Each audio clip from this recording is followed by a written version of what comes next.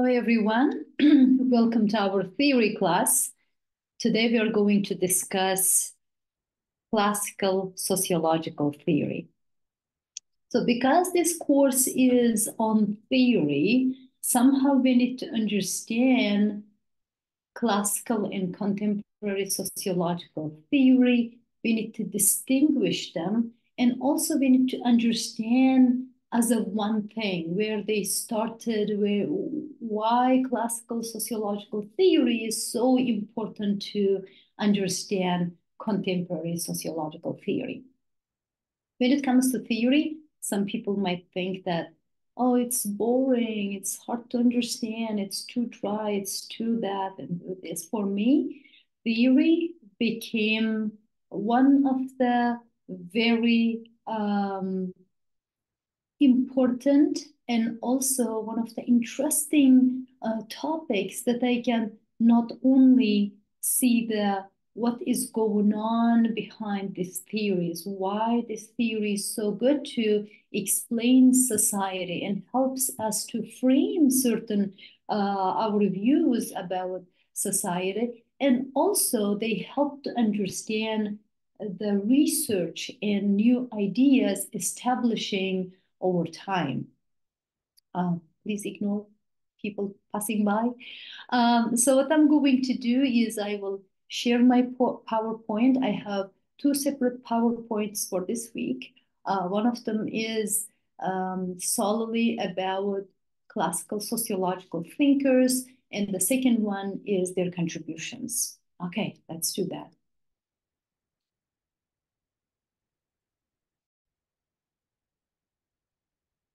So there you go. So the first part of our classical sociological theory is part one, foundational key thinkers. So what is classical sociological theory? So what I brought here is classical sociological theories are the foundational ideas that shaped the discipline of sociology in the late 19th and early 20th centuries. Why that's important? So we need to think about the time frame, the time, what was going on in society. If we think about late 19th century and the beginning of 20th century, we can think of that in the feudalism, and people are moving toward cities and forming a new kinds of society, which we call modern societies. We can think about industrial revolution. People, the society, for the first time in the history of human being, there was so many jobless people because lands were taken away from them. So there was so many men and women jobless, and then there are some of them homeless because they left the land as they lived in. And probably, you know, in the feudalism, the people who work in the lands lived in some corners of that lands.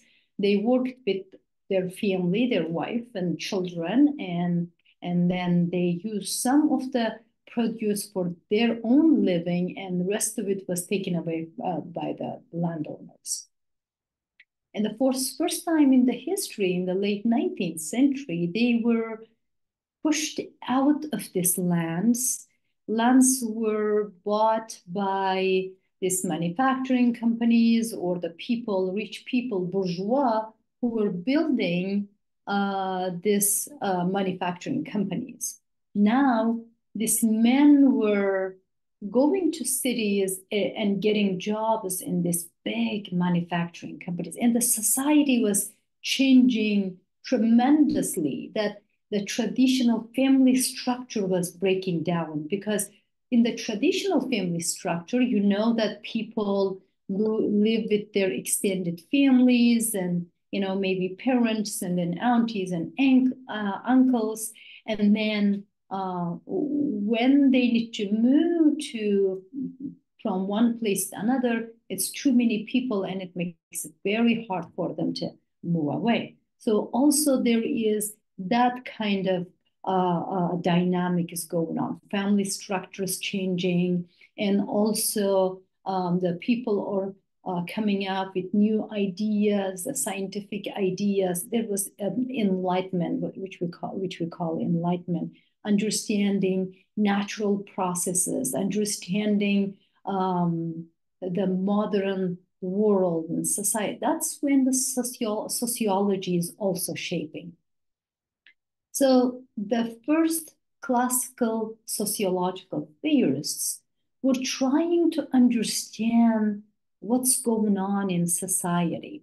And sociology, sociological ideas, probably we can trace them to philosophy, the ideas about society and social contract, and then how the governments should be, and then what is justice, all those kind of conversations coming from Aristotle, and then Plato, and then John Locke, the political scientists, political theorists. They are just kind of bringing their ideas about society, but sociology is different now. Sociology is a scientific study of society. We would like to understand what society is, how they stay stable, and how they change. So first, classical sociologists are the ones who try to understand society. And they give us the main theories to look at society from different points of views. In our next classes, we will take one theory at a time, one grand theory at a time, and we will just explain it and understand it in a deeper sense. But for today's class, our main focus is going to be the main contributors of the classical sociological theory and contributions. So let's get started. Augusto Conte. Who's Augusto Conte? He was born in 1798 and lived after 1857. In this short-lived life, about 60 years of life, he was an amazing scholar that contributed in many areas, in philosophy, in sociology, especially in the positivist view of sociology. Augusto Comte is important because he coined the term sociology. So now since he created the term sociology, that scientific study of society, we established this as a discipline, and then we created way deep understanding of society.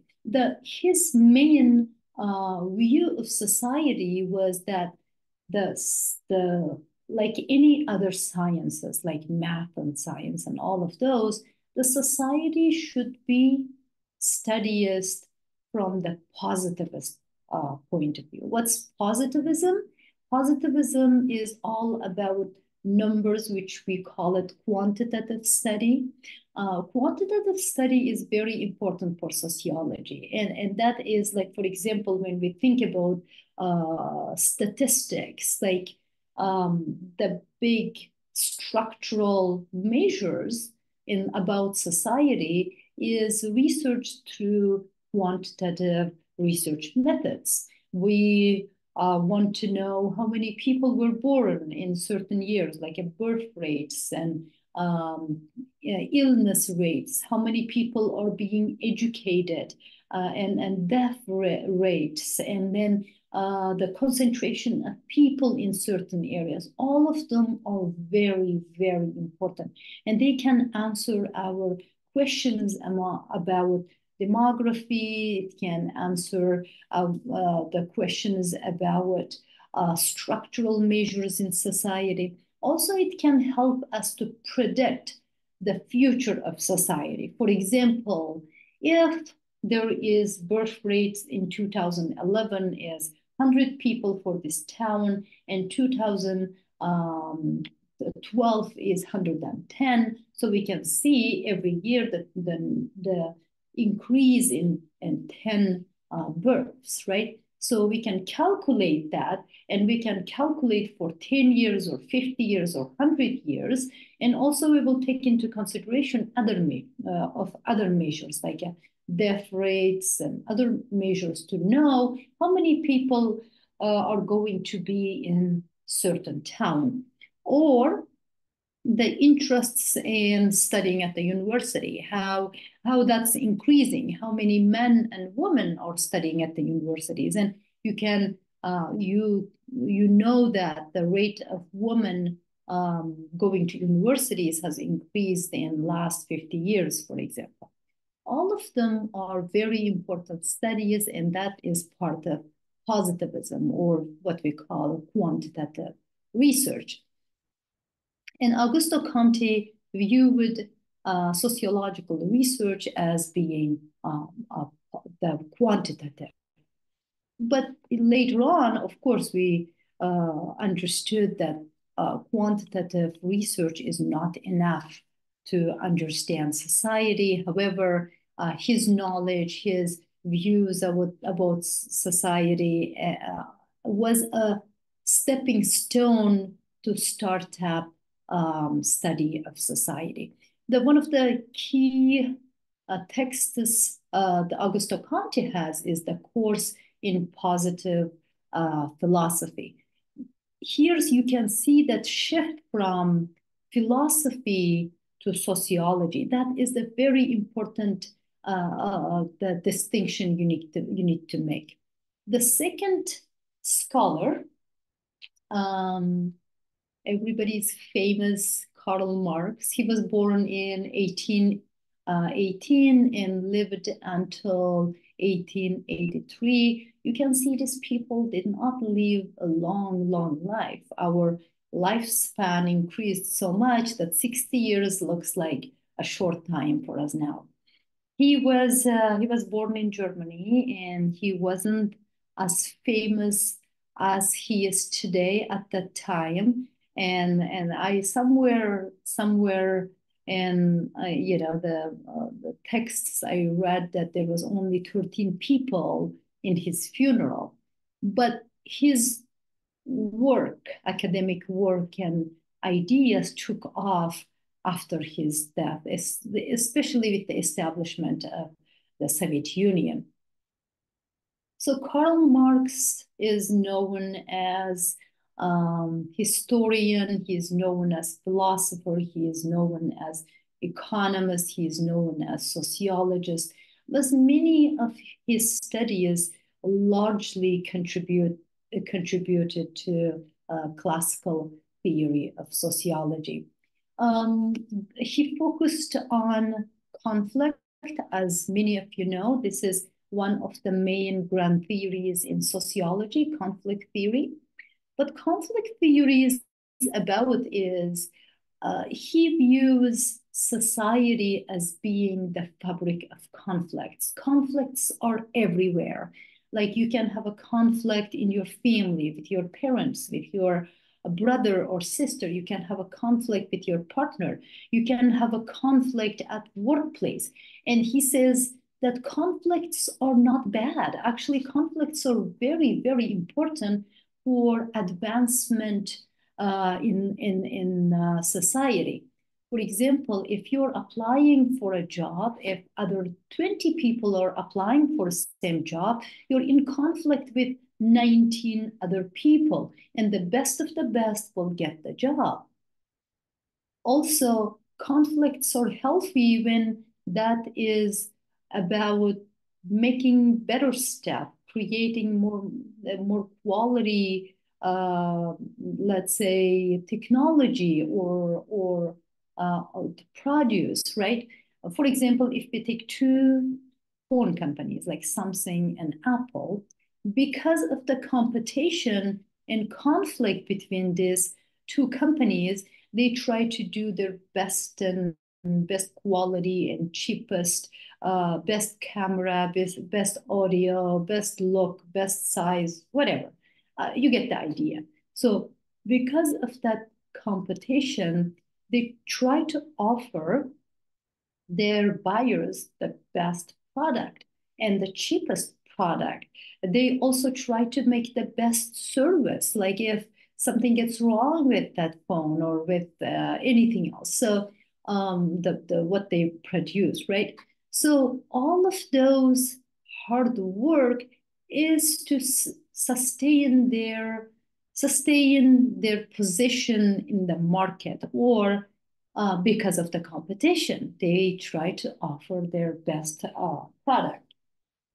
So thinking that way, the conflicts are very healthy and very important for society. Also, after Durkheim talked about structural functionalism, which we talk about that in a bit, which kind of reflects in, looks at society as structures, parts, and functions, like all the structures have their functions, and the structure and functions so harmonized that we don't have to do anything to keep them balanced. And then Karl Marx says that's great. However, the structures and functions does not explain how change happens in society. Society is about change. Since the human society started to live on Earth, the societies have changed tremendously. So that they lived in the caves, they became small communities. Then they became traditional societies where that large families lived together, that they attended church, and there was a shoemaker's family. There was, for example, fabric maker's family. Then that broke down during the Industrial Revolution, and then that structure has changed. So there is a change in education. There's change in technology. There's change in knowledge. We're learning all the time. We're always changing.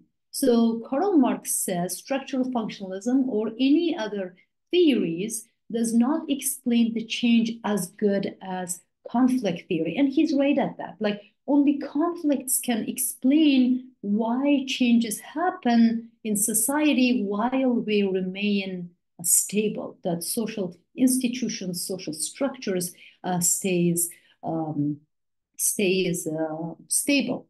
His main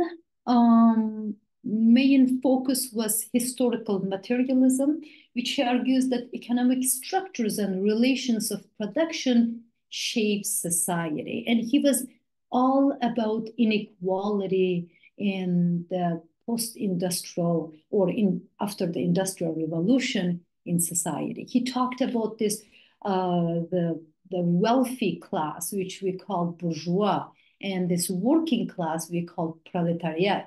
So these two groups, he says, they are living in society where the inequality is the main way of living in society, that proletariat is taking advantage of the bourgeois is taking advantage of proletariat.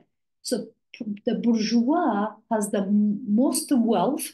They have these manufacturing companies, they have these machines, they have means of production, and then the proletariat, the working class, does not have anything. They don't have anything. So they have to sell their work to the bourgeois to get by or live their lives, to get food and survival, right?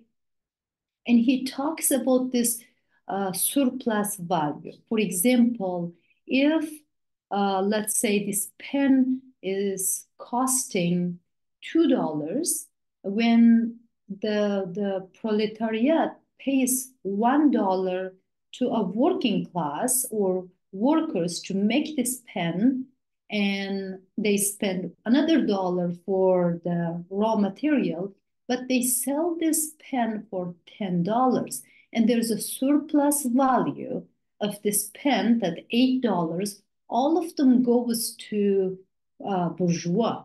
That wealthier people are getting wealthier by using the work of this working class. And for Karl Marx, this is unfair. It's just that this inequality is not sustainable. We have to do something about that so that They have to fight against inequality. So there is some other way of living and working. And whenever you hear about labor, that just goes back to Karl Marx. Whenever you hear about class inequality, that's all the Karl Marx's work. He believed that potential for class struggle to result in social change. He believed that people have to do something big, like a revolution, to fight against bourgeois, to get the part of that surplus value to people, that they have to live better. So they don't have to just, use their labor for survival, right? He thinks that people are not free, because if you are giving 10 hours or 12 hours of your day to bourgeois and doing whatever they say, working hard, and that's not a pleasure life, right? And so that means you're not free. You are slave to those people who buy your work, and they're paying very little for your work. That's for Karl Marx is a disaster. This is not a good society. In his book, Historical Materialism, he says that if you look at the history of societies, history of people, it's nothing but conflicts over power and resources, and all this, the gains of this rich and poor, or two different countries. So it's all about conflicts. So Karl Marx's conflict theory, which we will discuss in some of our next classes, is one of the way of viewing how society is structured and functions. What's the role of conflict in the lives of people? So the next scholar is, actually, Karl Marx's two main concepts I wanted to talk about is, one of them is class struggle, which I just mentioned. The driving force behind societal change is a class struggle. The second one is alienation. So alienation is how people were separated from their families, from their friends, from their jobs, from their lives, because of the establishment of capitalism. And he is all about capitalism. Karl Marx says that before, in the traditional families, traditional societies, people were not separated from their families. They were not separated from their produce. They lived in their houses. They worked from their home. For example, there was like a shoemaker's family, or there was, let's say, people who owned land and they worked with their families. They came back to their families to have dinner, for example, or to have lunch. And whatever they produced, the shoe or crop, that was theirs. They could say, this is my product. I did it, right? I did it. This is the shoe I made. They had their signature to everything they made. So after the Industrial Revolution, people were doing one thing in the big manufacturing company. For example, if they are building this phone, so one person is making a tiny thing, they're putting this tiny thing together and giving to the other person to do some other work. So this product at the end is nobody's. That bunch of hundreds of people work together to create this one product. Now people are going to work and working from that manufacturing companies. They have breaks and going and eating their food somewhere there, but they're not coming back to their families until late at night, right? So they were separated from their families. And then also they are separated from the product of their work. So this product is not theirs. They have no interest in or no pride to say this product is mine, this iPhone I created, or this bottle I created. So that is not theirs anymore. Because they were separated from their families, from their homes, from the product of their labor, the society is alienated, he says. Everybody is living with this rationalized society that is driven by the productivity and efficiency, or whatever you call it.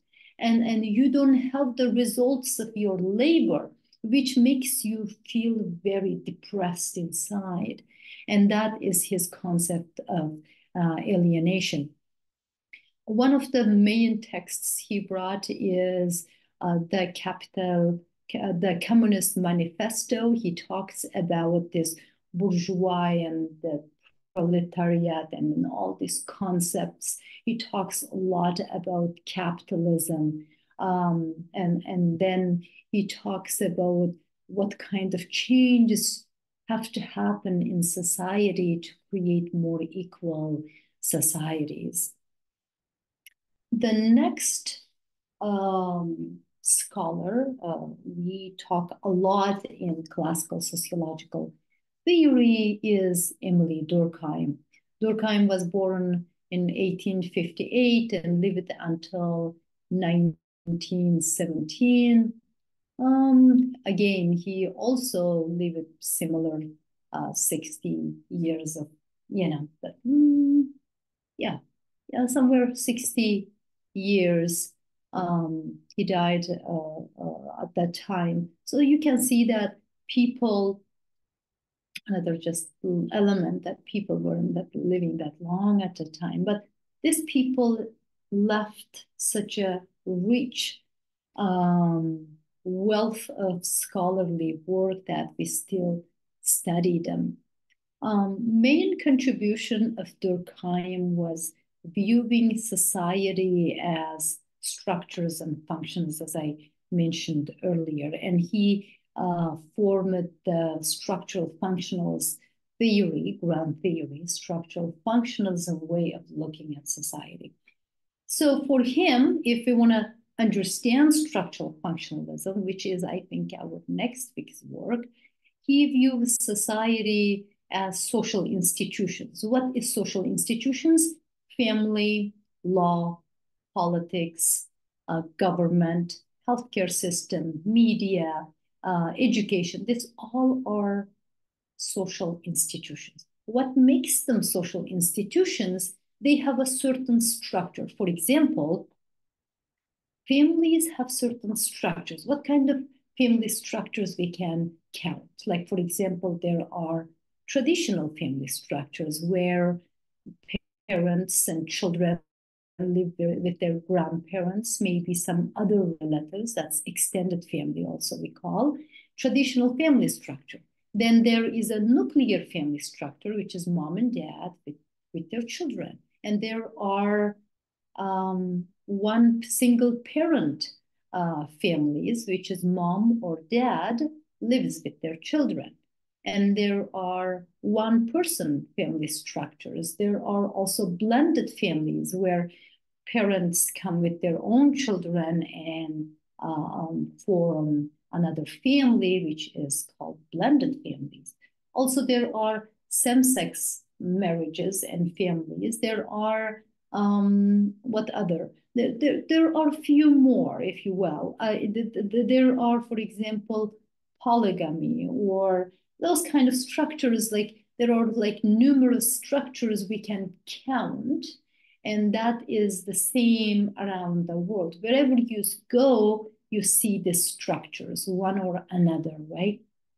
And these families have their functions in society. For example, one of the functions of family in society is reproduction, that the next generations of people are born in the family. Second one is administration, that we have a family name and everybody knows the government registers us under our parents, right? We know our mom and dad. And then that family structure gives us a structure for the government to organize all this administrative work. Another function of family is emotional and financial support for one another. We support our children, we support our elderly, right? Taking care of them. And also the functions of family can be socialization. We teach our kids to how to eat and how to brush and how to clean their rooms, how to go out and talk to people. We teach them speaking, we teach them writing, and also beside the education. So those are the functions of family. For Durkheim, all these institutions have their structures and functions. They work together to create this society. Because they have structures and functions in society, the society just smoothly moves. Like it just, there are education system provides education, healthcare system provides healthcare. There is family provides the support and provides the other things. There's religion provides belief systems for people. There are all the laws provide structure. And there are politics. All of them work together for the functioning society. He kind of draws parallel between the human organism and society. Like we have heart, we have liver, we have lungs, we have brain, we have eyes, we have all this stuff that because of that, our body functions properly. If one of them fails, the whole body can fail. For example, if your heart is not beating anymore, that can be deadly, right? So just like that, social institutions are interconnected. If one of them fails, the whole society can fail. For example, economic crisis sometimes can be very hard for society. It can affect all our lives, right? So that is structural functionalism Emily Durkheim brings to the table. So that is one of the grand ways of understanding society. And for me, structural functionalism helps to understand the main things about society. And then, of course, when Marx talks about conflict, we see like, yeah, there are conflicts, and understanding of them is very important. That is also a fabric of a society. We can see that sociological theories cannot be like, one way of seeing society. It's not like a Big Bang theory, just one thing explains everything. Because society is so complex, because society is so multifaceted, multi-layered, we need so many different theories to understand them. Another thing is social facts. Another concept Durkheim develops is social facts as patterns of behavior that are external to the individual but have coercive power. What are social facts? Social facts external to us. That the birth rates, for example, are social fact. Death rates, the rates are social fact. Things happen around us, and we are inside what's happening. And however, that's external to us. The social structures affect our lives. What's happening in the social institutions and in the social structure comes down to our lives and affects us. For example, if homelessness increases in the city, that can mean that housing prices are up, or it can mean that unemployment, economy is not well. That's why homelessness increased. Or if the crime rates are increasing in society, that can mean that maybe economy is not that great and people are not making enough money to maintain their lives. And there are so many poor people. Now they are doing certain kinds of crime to take care of their families, or sustain their livelihoods, right?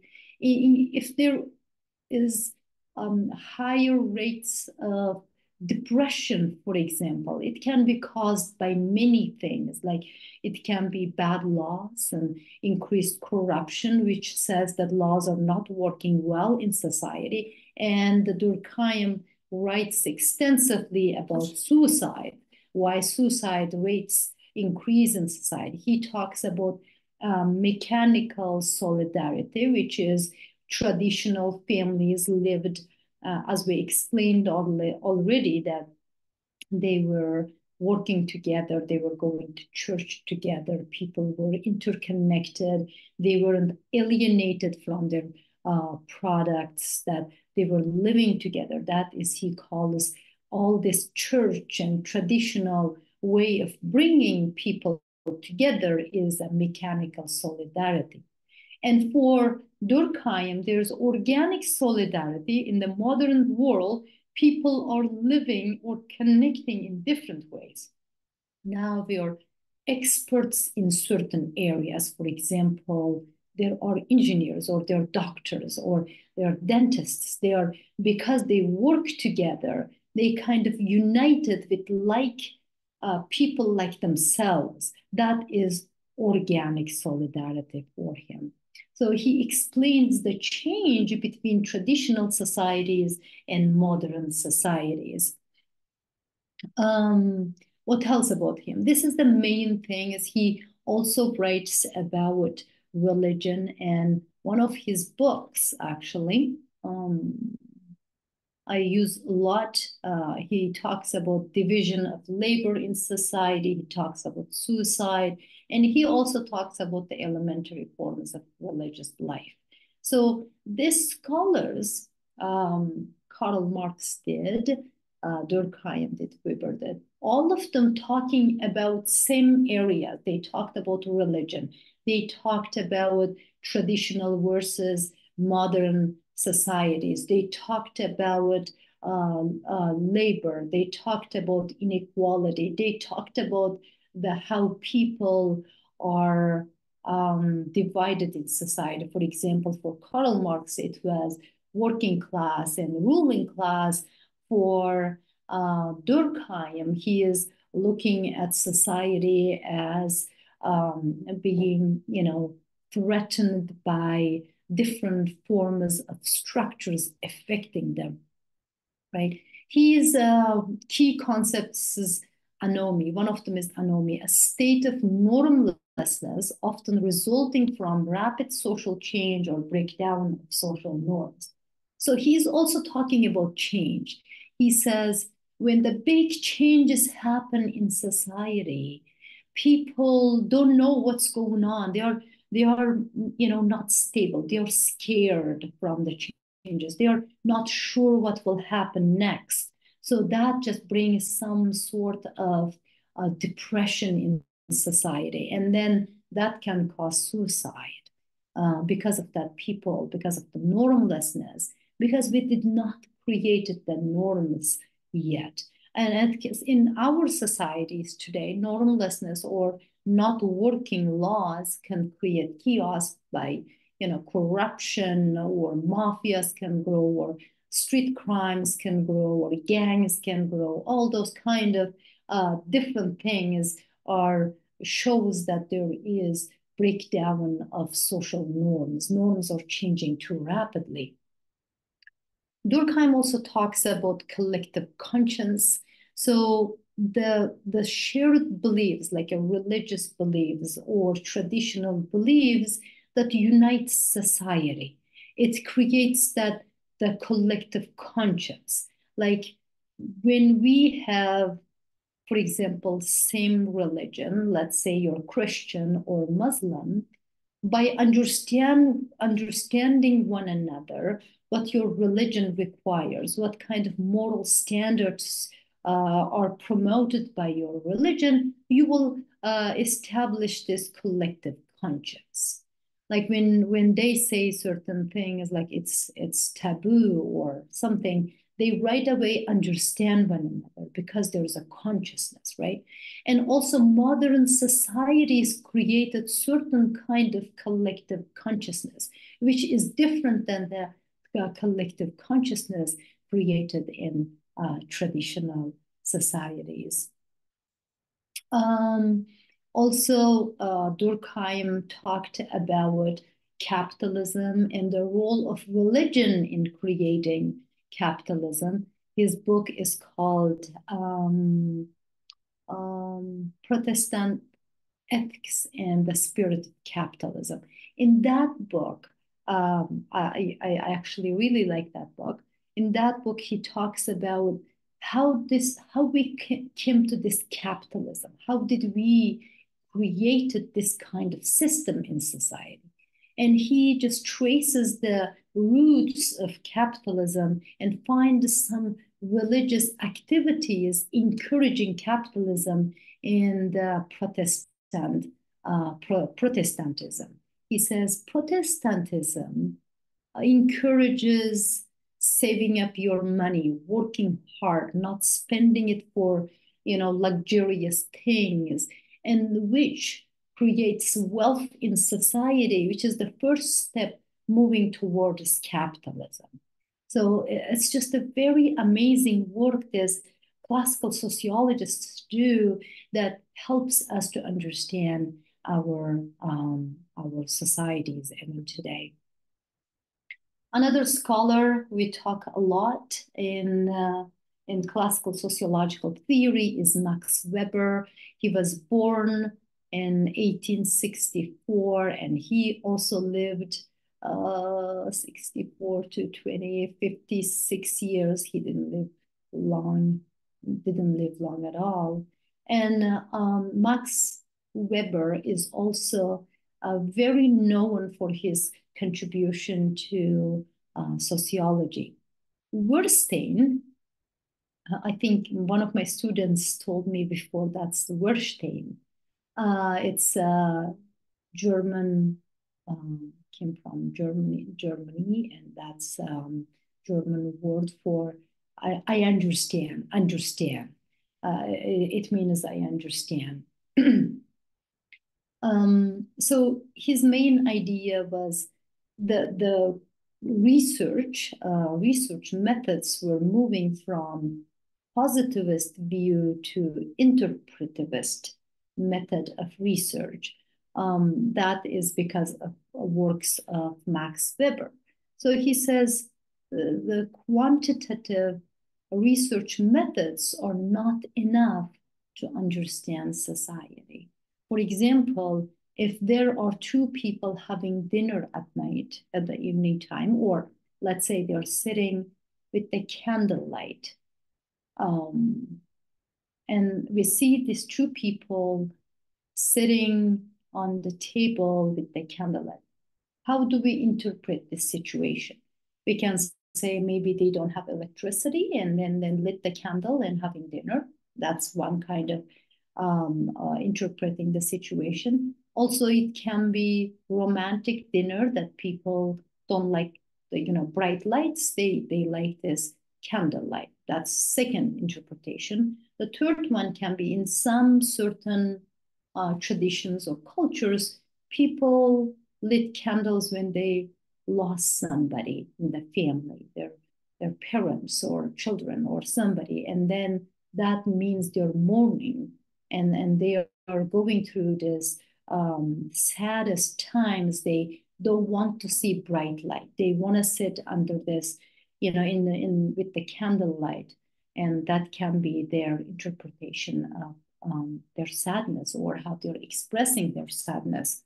And that's third way of viewing it. But there is so many ways we can view this situation. So for Max Weber says, what we're going to do in that situation, we need to ask those people. One of the way of knowing what's they're going through and how to understand that situation is going and asking them, which is, of course, the qualitative study that we can interview people, we can question them to understand certain situations. So for him, that quantitative study of society is good for structural questions, that we can answer structural questions. However, it's not enough to understand what's going on between people, situations, and certain interactions between groups and individuals. So we have to have interpretivism or qualitative study to understand society. Another area Max Weber is very famous for is the bureaucracy and rationalization in modern society. And he focused on how efficiency and rules often dominate over traditional values.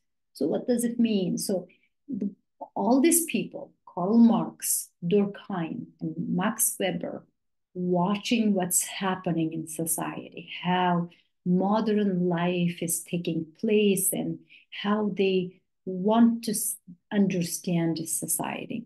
He says, and when we moved from the traditional family structure or traditional way of living to modern way of living, we rationalized everything. Everything became about efficiency. It became about productivity. So we are, for example, getting up early in the morning and going to work and working so many hours, and then we're taking 15-minute break or our lunch. And then that all are calculated to increase our productivity, which is part of Taylorism. And if you want to take a look, it is like human body, human psychology, human anatomy is well studied to increase efficiency and productivity. We know when the humans, when they're working certain kind of jobs, when they get tired, when they get hungry, if they don't eat, if they don't get break, their efficiency goes down or productivity goes down. So we create this managerial system to keep people in their best productive and efficient the situation or condition. So that is rationalization. For him, he talks about this is like a cage. He calls it iron cage. We just go to work, use all the scientific way of understanding our body and mind is used towards taking our best. And when we get home, we are tired. We need to just go to bed, sleep, and repeat the same thing again. It is like a human life is in an iron cage. Actually, I made a mistake by talking about Durkheim and Protestant ethics and the spirit of capitalism. Actually, that's Max Weber's. The Durkheim's work was the elementary forms of religious life. So also Weber talks about the establishment of capitalism, that how Protestantism helped with establishment of capitalism, what I said about Durkheim. So iron cage metaphor shows how rationalization and bureaucratization in our modern societies trap individuals. Like we are only living to work, or only we are going to work, doing certain kinds of things, which is also Karl Marx talked in his Alienation. We are just doing one thing and then coming home tired, sleeping. Our freedom, personal freedom, and our creativity is taken away by the rationalization or the profit and efficiency in our lives.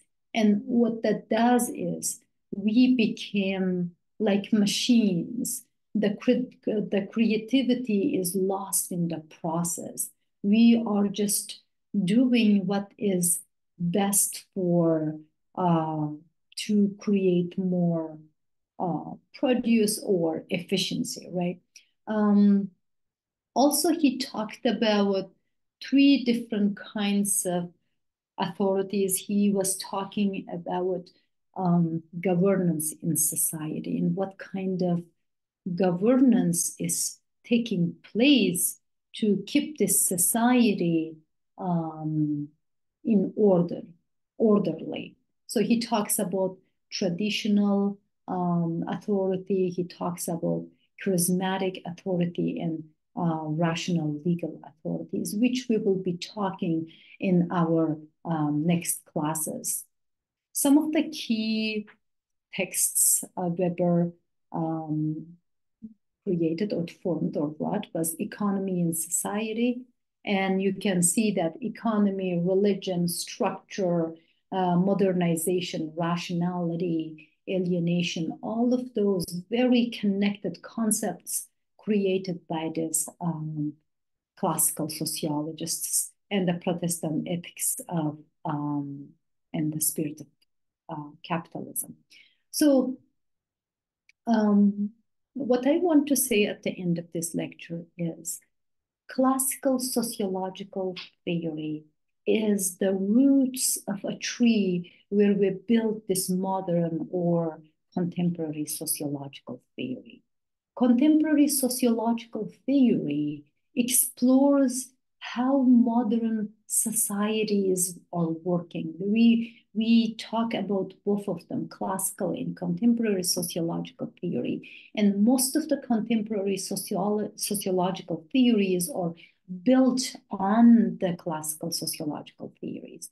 There are the elements of classical sociological theory, either it's conflict or structural functionalism or interpretivism, or the ideas coming from these concepts used to develop further. The contemporary sociological theory gives us better understanding of the modern societies. However, we have to understand classical sociological theory to understand contemporary sociological theories. That is first part of our classical sociological theory. If you have any questions, please write on the discussion board or email me and we can continue chatting about it. Thank you.